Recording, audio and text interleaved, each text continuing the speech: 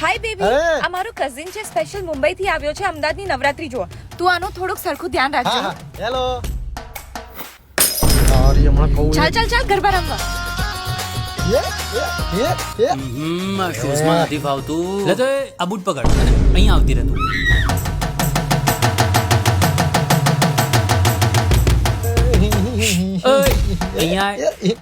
અહીંયા ગરમી બહુ છે ને? એ તો અંબાલાલ ને ખબર.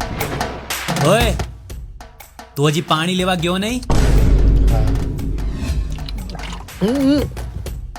અરે સાંભળ, હું શું કહું છું કે આપણે કંઈક ખાઈએ, મને ભૂખ લાગી અરે છે. ના આપણે ઘરે જવાનું છે, ગામડેથી મહેમાન આવ્યા છે. અરે પણ મને ભૂખ લાગી અરે છે. સ્વિગી થી ઓર્ડર કરી લઈએ ને, ગાડીમાં ખાઈ લેજો.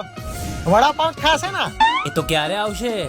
15 મિનિટ દેખાડે છે. તમારા અમદાવાદનું ટ્રાફિક જોયું છે? 15 મિનિટમાં ક્યારેય ન આવે. આવશે ટાઈમે. લાગી 75 રૂપિયાની શરત.